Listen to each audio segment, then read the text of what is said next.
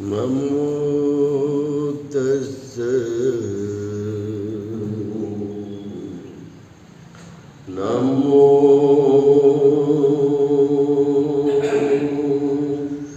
तस्स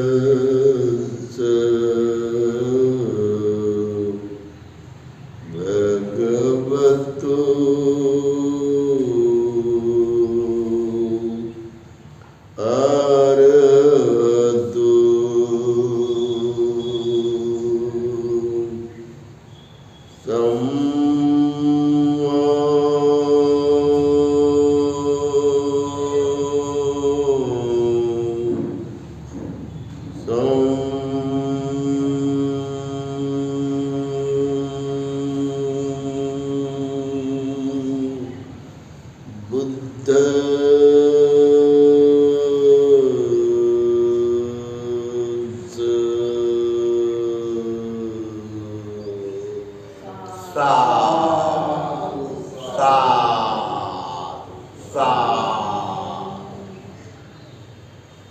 त्यानंतर भगवान सम्यक संबुद्धांना त्रिवार पंचांग प्रणाम करतो.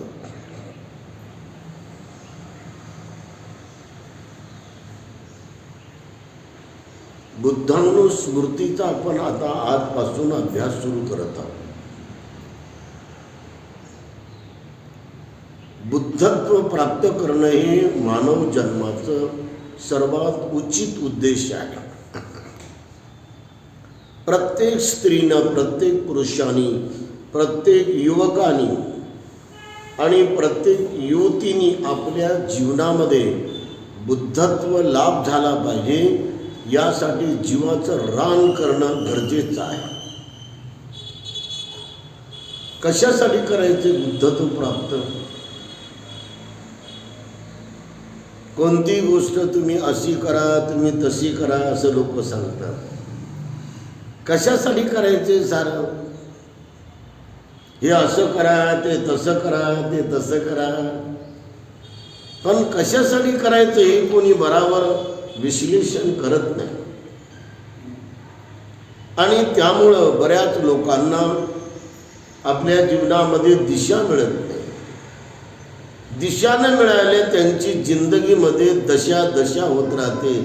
ते दुःख दुःख भोगतात, ते शोक शोक भोगतात, ते पश्चाताप पश्चाताप भोगतात, ते रडणं रडणं पडणं पडणं, हाणून घेणं, उद्विग्न होणं, उदास होणं आणि वेगवेगळ्या अवस्थेमध्ये ते विवंचित होणं, या वाट्याला मात्र ते जातात.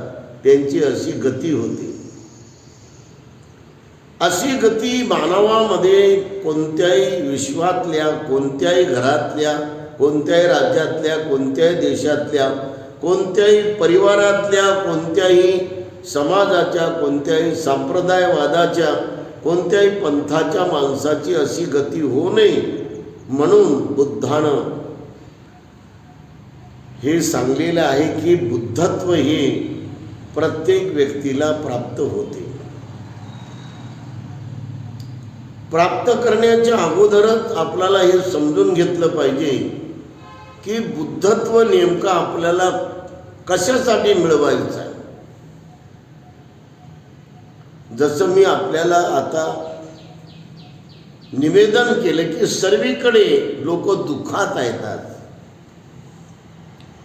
दुःख का आहे त्यांना ते कळत नाही. ते शोकामध्ये आहे.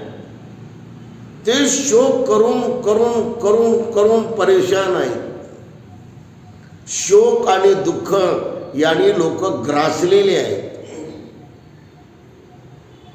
आणि भय आणि चिंता याने सुद्धा लोक पछाडलेले आहेत. सातत्यानं लोक चिंता करतात.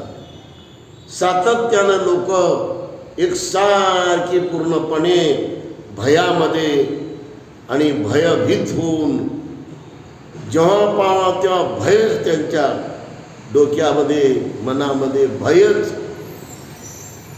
असं होते की काय? तसं होते की काय? असं घडते की काय? आणि जर असं झालं तर कसं होईल? अशा प्रकारे लोक याही गोष्टीमुळं खूप पूर्णपणे अस्वस्थ आहेत, अशांत आहेत. हे मनोविकार आहे, हे मानसिक असंतुलन बनवणार आहे. कोणता व्यक्ती असा ज्याला दुःख नाही? किती श्रीमंत असला, किती करोडपती असला तरी तो पण दुःखीच आहे की नाही? सोना आहे म्हणून का तो काय सुखी आहे का? 100 कोटीचं सोनं असू द्या कोणाकडे, तो का सुखी असतो का? चांदी आहे, हिरे माणिक मोती आहे, करोडो आहे अशी हिरे माणिक मोती चांदी कित्येक करोडोच्या रूपामध्ये आहे, म्हणजे हा मालक काय सुखी आहे का? जमीन आहे, जुमला आहे, मोटरी आहेत, विहिरी आहेत, विहिरीवर पूर्णपणे पाण्याच्या मोटरी लावलेल्या आहेत, 50-50 एकराचे पूर्ण मोठे मोठे मळे आहेत, केळीचे मळे आहेत, ऊसाचे मळे आहेत, सर्व प्रकारच्या शेती अवजाराचे, शेती उत्पन्नाचे वेगवेगळे शेतीचे प्रकार आहेत. मावत नाही एवढं मात्र धनधान्य त्यांच्या घरी आहे, मजूर चिकार आहेत. म्हणजे तो मालक काय सुखी आहे का? तो कुठं ना कुठं तरी तो दुःखी आहे. म्हणजे दुःख हे आज प्रत्येक व्यक्तीला आहे. आज अमेरिकेनं जास्त हल्ले करणं सुरू केलं इराणवर. पूर्ण इराण चिराग करून टाकतो म्हणते, उद्ध्वस्त करून टाकतो. म्हणजे हे त्याचं धोरण काय सुखाचं धोरण आहे का? तिथे करोडोने लोक मरत चालले, कित्येक प्रकारची संपत्ती बर्बाद होत चालली. काय हे माणसाचं काम आहे का खरं? याप्रमाणे आपण पाहतो की वेगवेगळ्या प्रकारच्या मानसिकतेमध्ये लोक पूर्ण आपल्या स्वतःला त्याच्यामध्ये फसवून ते दुसऱ्याला टार्गेट करू लागलेले आहेत, दुसऱ्याला लक्ष्य करू लागलेले आहेत. म्हणजे तिथे दुःखच होत आहे. अमेरिकेच्या अध्यक्षानं इराणवर युद्ध केलं म्हणजे दुःखच होऊ लागलेलं आहे. इस्रायलच्या अध्यक्षांनी इराणवर हल्ले करणं सुरू केलं म्हणजे दुःखच होत आहे. तुमच्या घरावर कोणी दगडं फेकले, तुमच्या अंगावर कोणी दगडं मारले, तुम्हाला कोणी शिव्या दिल्या, कोणी अपशब्द बोलले, कोणी तुमच्यावर आरोप केले, निंदा केली, तर तुम्हालाही दुःख होते. तुम्ही म्हणता का बा त्यांनी केलेले आरोप लयच गोडच्या गोड होते, त्यांनी माझी निंदा केलेला लयच गोडच्या गोड लागायची मला, असं तुम्ही म्हणता का? तुम्हाला अपशब्द बोलला तर तुम्ही ते स्वीकार करता का? म्हणजे संसारामध्ये कुठे जरी काही घडत गेलं तर ते दुःखाला निर्माण करणार आहे, शोकाला निर्माण करणार आहे. जिथं शोक आहे तिथे दुःख आहे, दुःख अगोदर आहे आणि शोक त्याच्या नंतर आहे. आणि जिथे चिंता आहे आणि चिंतेसोबत भय आहे, चिंता जास्तीत जास्त भय निर्माण करते. जितकी जास्त चिंता तितकी जास्त भयवय अवस्था. आणि याने सारा संसार गांगरलेला आहे, याने सारा संसार हा अशांत आहे. आणि म्हणून त्या लोकांचं मन कुठं लागत नाही, त्यांना कुठे जावं असं वाटत नाही, कारण याच्या खाली ते दडपलेले आहेत. या दुःखाच्या सावट खालं, या दुःखाच्या प्रकरणामध्ये ते दडपलेले आहेत. हे शोक करून करून दडपलेले आहेत, हे चिंता करून करून दडपलेले आहेत, आणि हे भयभीत भय करून त्याच्या खाली मात्र ते दबलेले आहेत. याच्यातून बाहेर पडण्याची कला म्हणजे बुद्धत्व आहे. आणि याच्यात एक दोन लोक मुक्त झाले होते असं नाही, कोटीनं लोक मुक्त झाले होते, कोटीनं. कित्येक कोटीनं असे लोक, महिला पुरुष, ज्याला ज्याला ही कळाली, ही संपादन करण्याची कला कळाली की यानं आपलं दुःख शांत होते, याने आपला शोक शांत होते, याने आपलं भय कायमचं पूर्ण मिटून जाते, याने आपली चिंता पूर्ण विराम होते. आता पुन्हा चिंता आरंभ होत नाही, पुन्हा भय आरंभ होत नाही. तर असे ग्रस्त लोक घरामध्ये भगवान बुद्धाची बुद्धवंदना करत होते, बुद्धाचं ध्यान करत होते. ते रात दिवस अनेक वेळा ते बुद्धाच्या गुणामध्येच आपलं जीवन, आपला वेळ, आपला अवधान, आपली धारणा ते त्याच्यातच घालवायचे. ते बुद्धाशिवाय त्यांना दुसरा मार्गच नव्हता. दुःखमुक्तीचा, शोकमुक्तीचा, भयमुक्तीचा, चिंतामुक्तीचा, सर्व विकार मुक्तीचा मार्ग केवळ बुद्ध होता, बुद्धत्व होता. आणि म्हणून लोक सातत्याने बुद्धाला सोडून वागले नाही.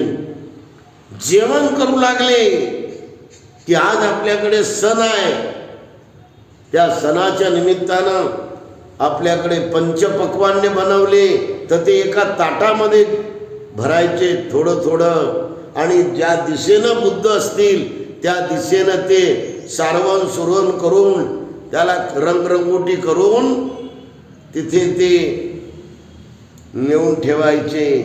आणि तिथे फुलं वाहायचे, आणि तिथे ते धूप लावायचे, अगरबत्ती लावायचे, दिवा लावायचे.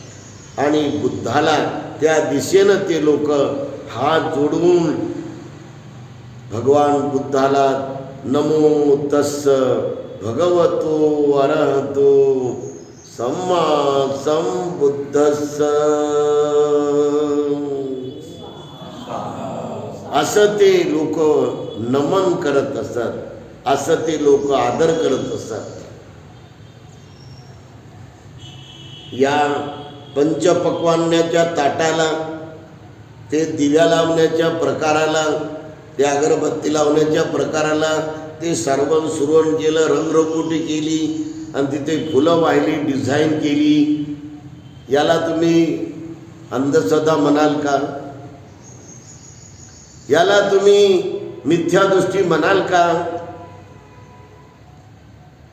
आपण जेव्हा खाऊ लागलो हे पंचपक्वान्ने स्वादिष्ट, हे सार खाऊ लागलो, हे पुरणपोळ्या खाऊ लागलो, हे श्रीखंड खाऊ लागलो, हे गोडधोड खाऊ लागलो, हे पुरी आणि पूर्ण अगदी श्रीखंड खाऊ लागलो, तर आपल्या बुद्धाला आपण द्यावं. हा आपुलकीचा भाग, हा जिव्हाळ्याचा भाग. हे जिव्हाळा आणि आपुलकी आपल्या पवित्र चित्ताला कर्माकडे वळवते, ते दान कर्माकडे वळवते. आणि म्हणून असं लोक आत्मीयतेनं, आपुलकीनं, जिव्हाळ्यानं बुद्धाला आपल्या मनात साध्या साध्या कर्मामध्ये लोक बसवत होते. आणि असा बुद्ध ते जागवत होते आपल्या मनामध्ये. आणि यामुळं समग्र भारत देश बुद्धाचा देश होता. ते बुद्धाला सोडू शकत नव्हते. ते बुद्धानं सांगलेला धम्म तंतोतंत पालन करून त्या धम्माप्रमाणे अनुसरण करत होते. धम्म सोडला असता तर भारत हा बुद्धाचा भारत म्हणून 2558 वर्षापूर्वी तो अजरामर झाला असता का? हे एवढ्या प्रचंड 2,500 लेण्या जिकडे तिकडे कोरलेल्या आहेत.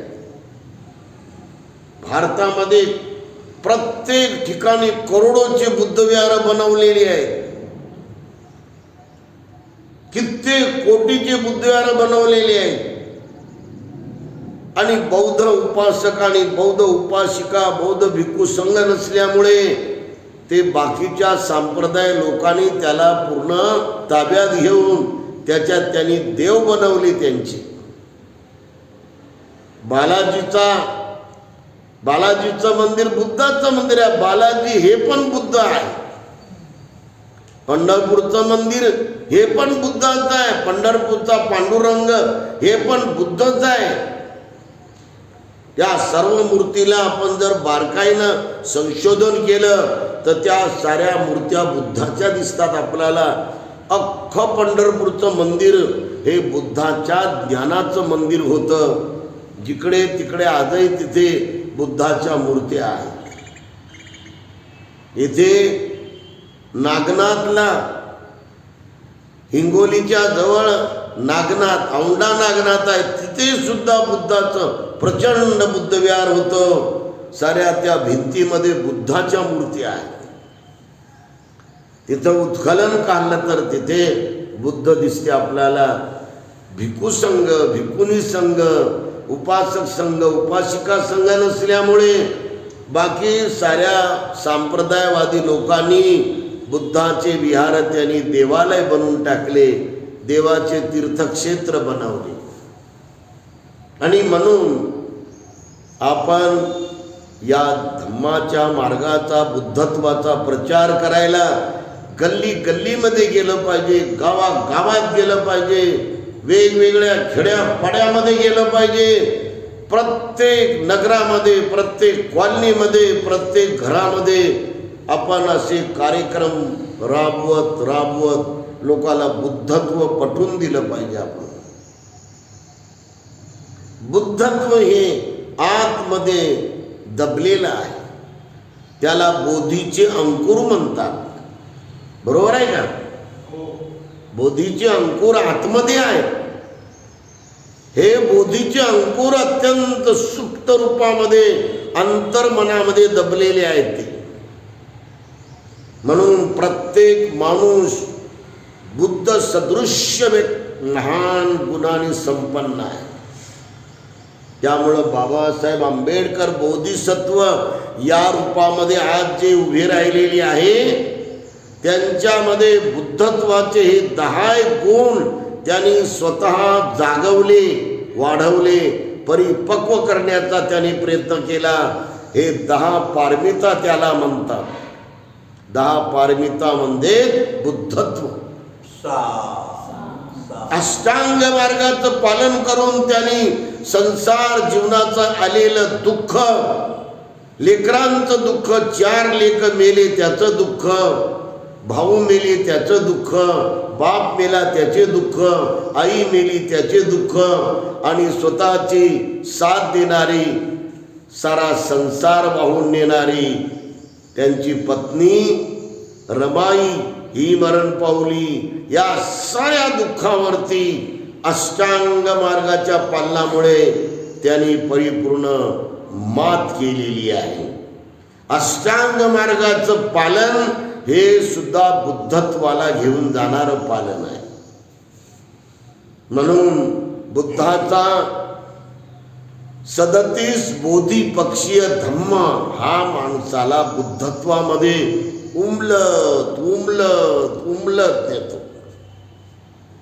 बुद्ध धम्म समजून घेण्यामध्ये अत्यंत श्रद्धा आणि जिज्ञासा खूप जोरदार पाहिजे आणि खूप मात्र चिकित्सक पाहिजे.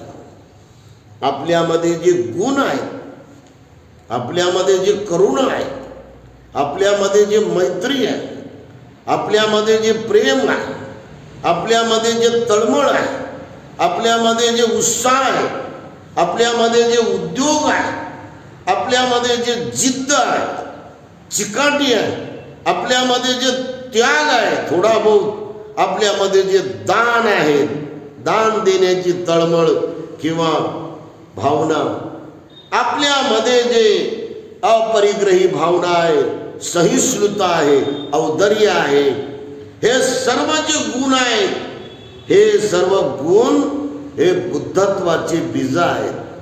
त्याला जसं जसं तुम्ही अनुकूल वातावरण दिलं तर ते असं उमलत उमलत उमलत परिपूर्ण उमलून जाते. तर ज्याप्रमाणे एखाद्या सरोवरामध्ये कमळाचे फुलं उमलून आपल्याला दिसतात, असं हे बुद्धत्व आपल्यामध्ये उमलत राहते आणि असं फाकत राहते. त्याचं तेज असं पूर्ण फाकत जाते. ते ज्याप्रमाणे हा सकाळी उगवणारा सूर्य हा कसा शांत असतो, सकाळी कसा लाल लाल बुंद दिसतो आणि मग तो प्रखर प्रखर होतो, याप्रमाणे आपलं बुद्धत्व हे आपल्यामध्ये जशी त्याला अनुकूलता आणून दिली, आपण जसं अनुकूल वातावरण आणून दिलं तसं ते असं पूर्ण उमलत उमलत उमलत परिपूर्ण रूपामध्ये आपल्यामध्ये जागत राहते ते. आणि म्हणून मानवातला खरा मानव, परफेक्ट मानव, अत्यंत ज्ञानी मानव, अत्यंत विद्वान मानव, अत्यंत बहुश्रुत आणि अत्यंत त्यागी व अमर्याद असा परिश्रम करणारा मानव आपल्याला जे दिसते आहे ते बुद्धत्वाला गेलेला, बुद्धत्वामध्ये रममान होणारा हा एकमेव मानव परम पूजनीय बोधिसत्व डॉक्टर बाबासाहेब आंबेडकर आहे. त्यांनी सुरुवातीपासूनच आपल्या जीवनामध्ये बुद्धत्वाला एवढं चांगल्या प्रकारे जागवलं.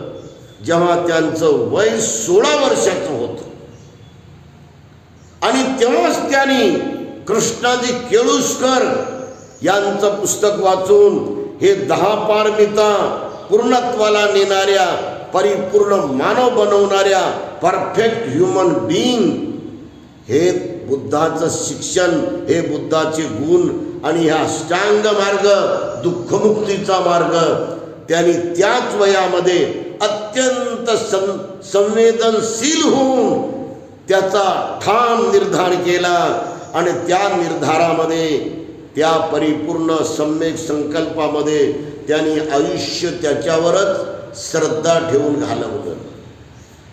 म्हणून आयुष्यभर त्यांनी कुणाच्याच पुढे हात जोडले नाही. आपल्याला कुठं दिसतात का बाबासाहेब हात जोडताना?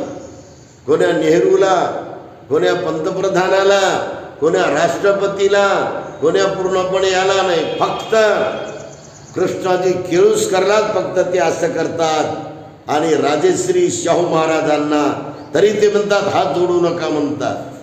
तुम्ही आमच्यापेक्षा सर्वात उच्च ज्ञानी आहात, आम्ही काय खुर्चीचे राजे आहोत, तुम्ही ज्ञानाचे राजा म्हणून त्यांना ते पण हात जोडू देत नाहीत.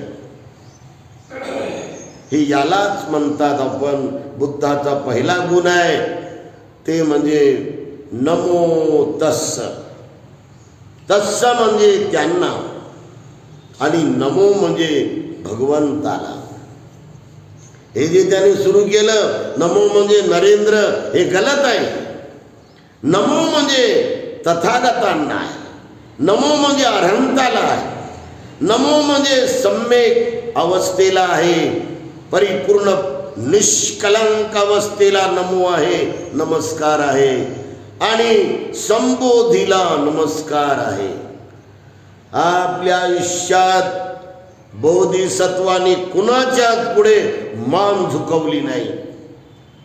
हे सर्वात मोठा अमृत आपण आपल्या परिवारामध्ये ठसवा, आपल्या मित्रामध्ये ते रुजवा, आपल्या समाजामध्ये याचा जास्त प्रचार करा की हा बोधिसत्व जिंदगी जगला, परंतु पदासाठी, प्रतिष्ठेसाठी, मोठेपणासाठी, खासदारकीसाठी, कोणत्याही पदासाठी त्यांनी कोणाच्या पुढे हात जोडले नाही की कोणाला विनंती केली नाही.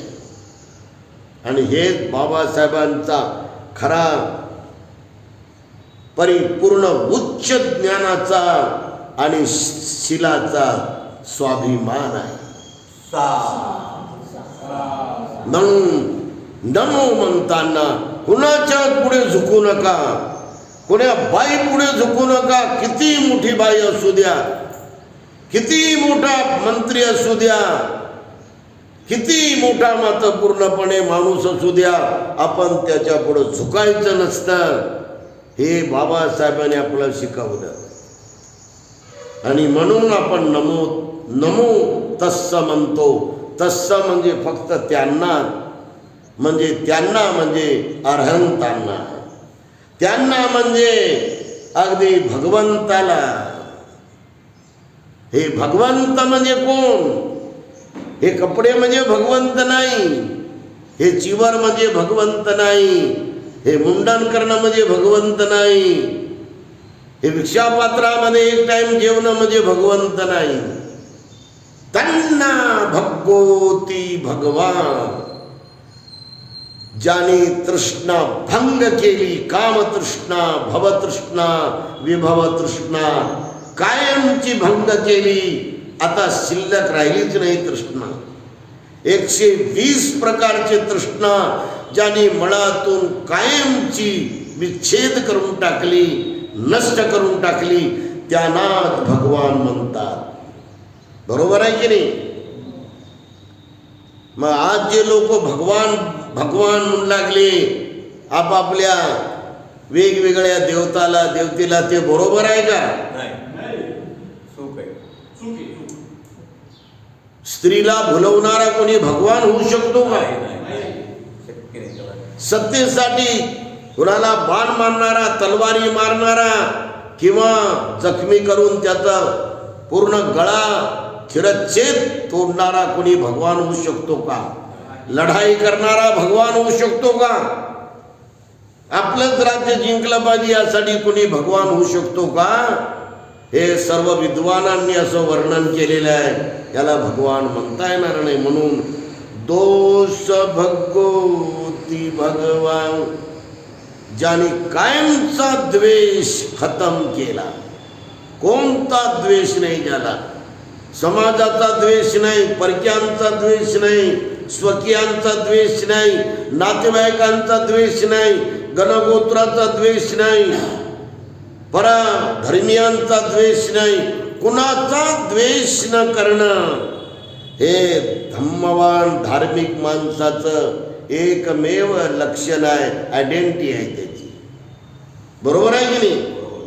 म्हणून सर्व प्रकारचा द्वेष मुळासकट आपण काढून टाकणं आणि त्या विधीमध्ये आपण परिपूर्ण होणं, याला भगवंताचं रूप म्हणतात.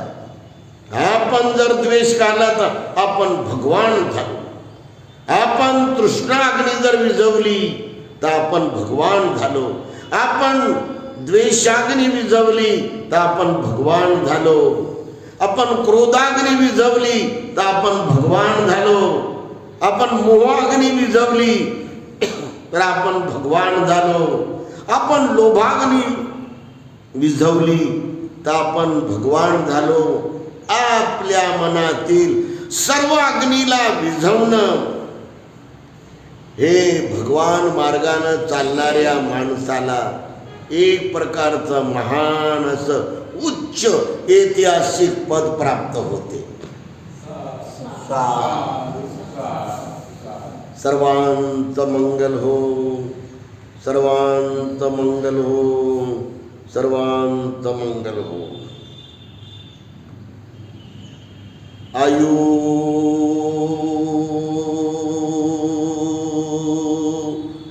आरोग्य संपत्ति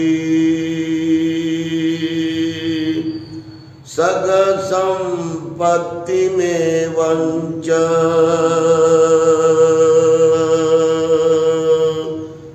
ततो निब्बान संपत्ति हिमिनाते समीजतु.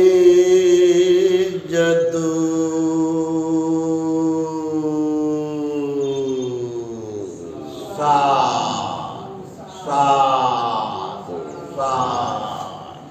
बुद्धं नमामि, धम्मं नमामि, संघं नमामि.